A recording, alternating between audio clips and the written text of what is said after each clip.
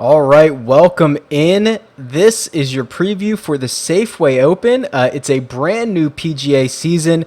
This is the new swing season that they started a couple of years ago. So basically only 2 or 3 weeks off from the Tour Championship. Of course, we had the Ryder Cup this year.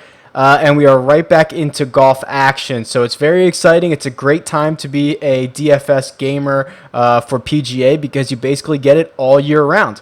So this week it's the Safeway Open, formerly known as the Fries.com Open. It'll be played at Silverado Country Club in Napa, California, which is just a hair over 7,200 yards, a par 72. Remember last year it was Emiliano Grillo who beat Kevin Na in a playoff to take down this championship, and this has been played at Silverado last year in 2016 and then also in 2015 as well. All right, so let's start with the man that Grillo beat last year, which is Kevin Na.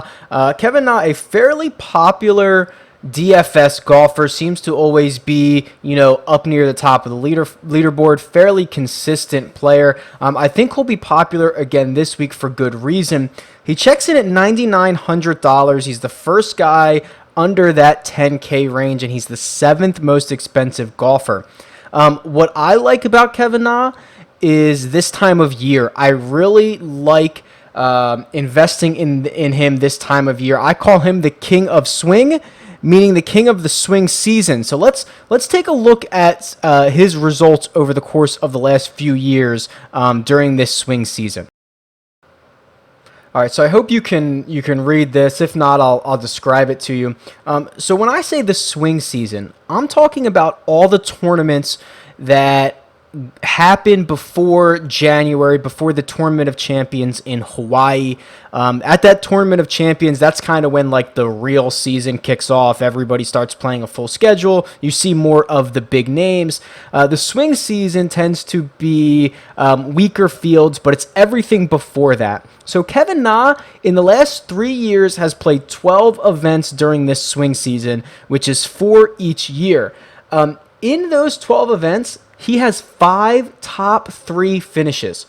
To put that into perspective, over the last 3 years, Kevin Na only has 8 top 3 finishes, and 5 of them have all come in this swing season. So needless to say, he's taking advantage of probably a guy who starts hot. He's taking advantage of weaker fields, and he's a really good golfer. So, I mean, this is the time to buy into Kevin Na.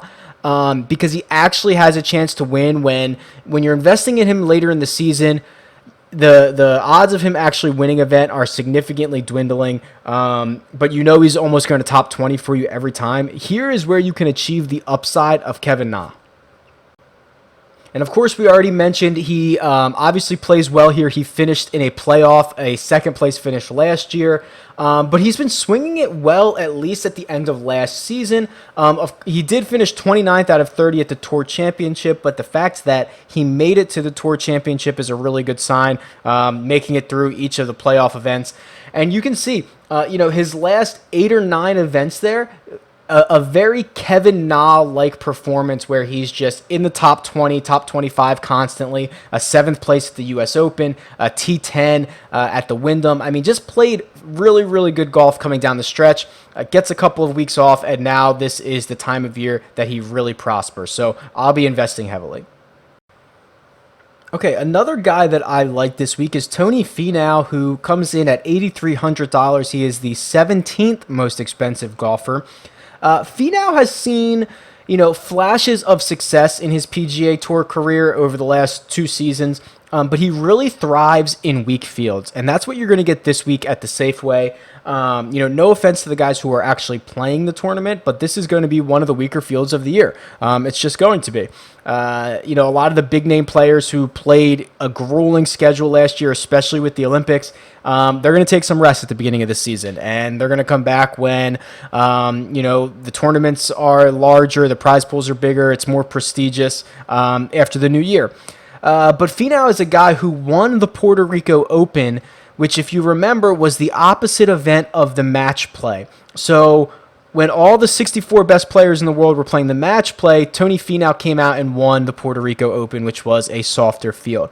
That's kind of the type of field he's going to get this week.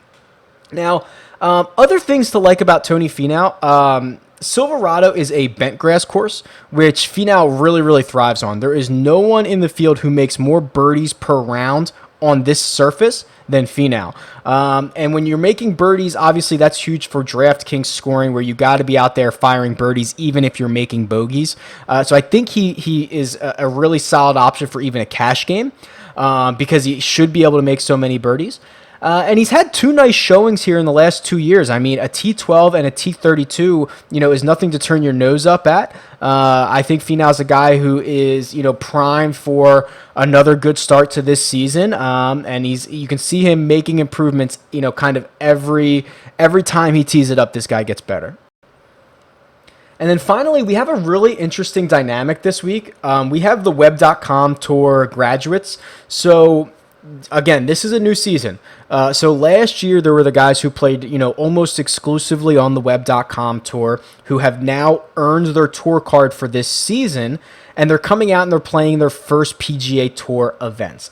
Now, for the most part, I don't love too many of these guys, but there are a few that we can pick and choose who are probably going to have a better opportunity to go low and go high up the leaderboards than their peers. So Wes Bryan, Bryson DeChambeau, two guys that you're probably familiar with who are certainly fair plays this week.